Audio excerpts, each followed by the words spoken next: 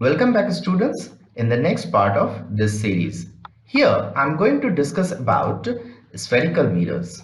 Basically, I'm going to explain what is a spherical mirror, what are the various image formations that we can obtain through a spherical mirror, and the various uses of a spherical mirror.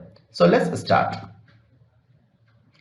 As we had already understood about mirrors, we can classify mirrors broadly into two different forms: plane mirror and spherical mirrors. Let's understand once again about spherical mirrors. A spherical mirror is a mirror with a curved surface. It is shaped as if a piece has been cut out of a spherical surface. There are basically two different forms of spherical mirrors.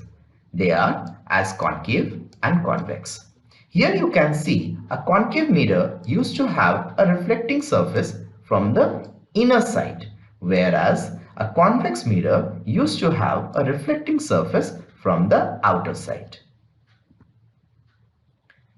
Here are some of the features related to a spherical mirror. As you know, a spherical mirror used to cut out from a hollow sphere. So we get some of the special points related to it.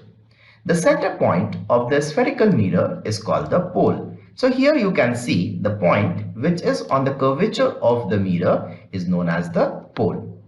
The center of the sphere of which the mirror is a part is known as the center of curvature. So the sphere which we had used to obtain the mirror, the center point of that will be known as the center of curvature. The straight line connecting the pole and the center of curvature is known as the principal axis, which passes through the center. On this, we are going to construct all the images. The radius of the sphere of which the mirror is a part is called the radius of curvature. The distance between the principal focus and the pole of the mirror is known as the focal length. The focus used to lie between the center of curvature and the pole. Now, let's understand something about converging and diverging mirrors. Don't be confused with the name because concave and convex mirrors are only known as converging and diverging mirrors respectively. A concave mirror is known as a converging mirror because all the light rays coming parallel to the principal axis gets reflected back and converges to a point called focus on the principal axis. Whereas all the light rays coming parallel to the principal axis on a convex mirror gets reflected back to the other side, but if they've been produced in the backward direction, then they meet at a point called focus on the principal axis. There are some specific properties related to a converging and a diverging mirror, such as a converging mirror used to have a positive focal length, whereas a diverging mirror used to have a negative focal length. A converging mirror used to produce a real, inverted and erect image, whereas diverging mirrors used to form only erect images. Converging mirrors used to have a real focus, whereas a diverging mirror used to have a virtual focus. Now let's discuss some of the rules which you need to remember for the formation of the image by a spherical mirror. The first one is, if the light rays coming parallel to the principal axis, then it gets reflected back through the focus. It is either for a concave or a convex. In a concave, you can see it directly, whereas in a convex mirror, it appears to happen. The second rule says, when the light ray coming parallel to the principal axis, then it goes through the focus, means if the light ray passes from the focus, then the reflected light ray will become parallel to the principal axis. Thus, here we see this, that when the light ray goes through the focus of the mirror, then it becomes parallel to the principal axis. So this happens in concave as well as in convex mirror. The third one says like this, that if the light ray coming directly to the pole of the mirror, then it reflects back in such a way that the principal axis behaves like a normal. Means the angle between the incident ray and the principal axis will be equal to the angle between the principal axis and the reflected ray. Again, this you can observe in both the situation, either concave or convex. One very important thing which you need to remember, that if the light rays coming on the path of center of curvature, then the light ray will reflect back on the same path. It is a same kind of situation what we had understood in a plane mirror when the light ray fall perpendicularly on the surface. Means the angle of incidence used to be equal to the angle of reflection, which is 0 degree. Now, let's discuss about the image formation by a spherical mirror. First, we will discuss about concave mirror, then we will move to convex mirror.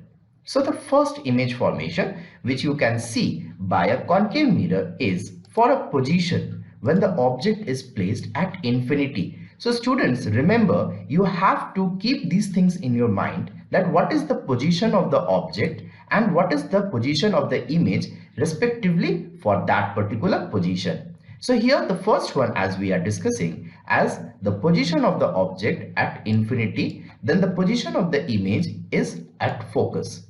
Then the image which you are going to obtain, it is highly diminished, real and inverted. So you can draw a line parallel to the principal axis which will reflect back through the focus, and you can get the image formation over there. So that will be a real image which will be inverted and highly diminished.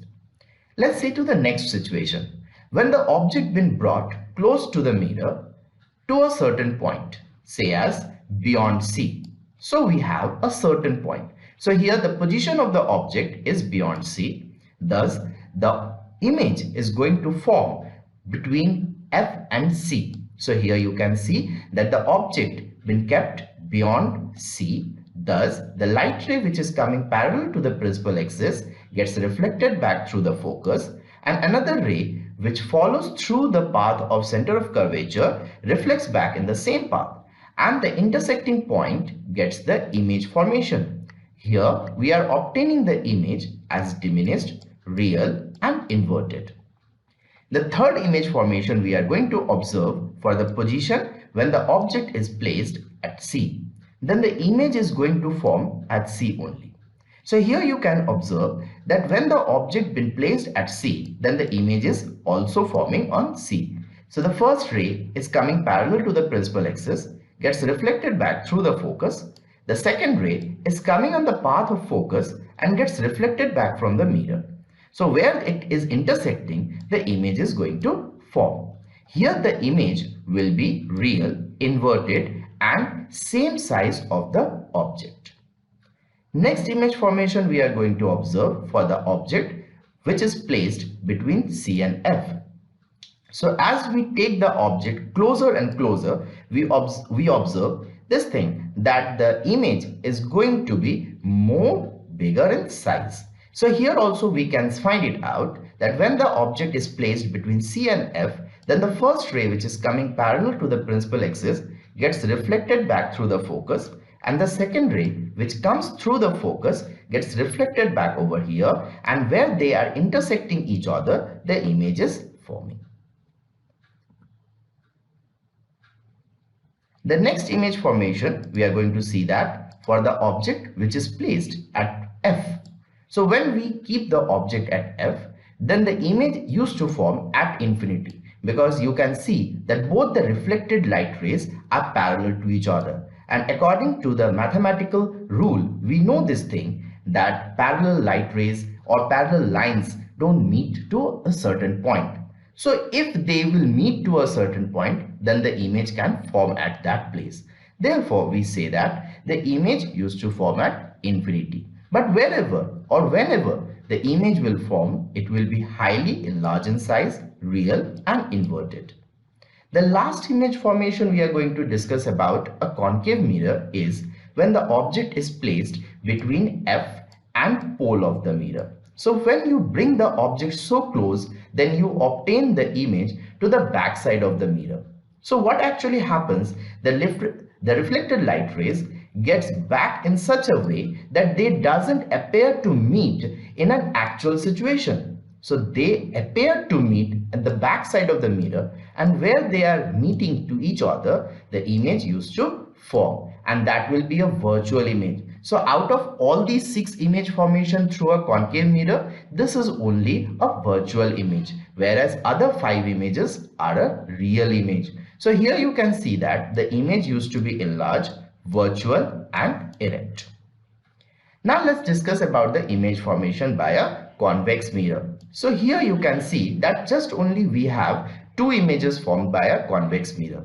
The first one is when the object is placed at infinity. So if we keep any object in front of a convex mirror at any point which is not defined, then we obtain the image at the point focus.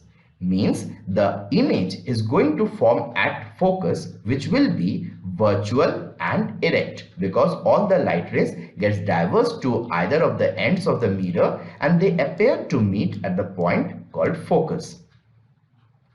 The second image formation by a convex mirror can be said to be as for the image or for the object which has been placed between a certain point and the mirror, or you can say that wherever we keep it in front of a convex mirror. So when we keep the object in front of a convex mirror, then we obtain the image between the pole and the focus of the mirror. This is because whenever the object been placed in front of the convex mirror, then the light rays get reflected in such a way that they form the image always between the pole and the focus. Let's see the uses of concave mirror. So you can see spherical mirrors in different places. So some of the uses are as concave mirror used as for saving mirror or makeup mirrors. Dentists also use these mirrors to see your tooth gums or any kind of problem in the mouth.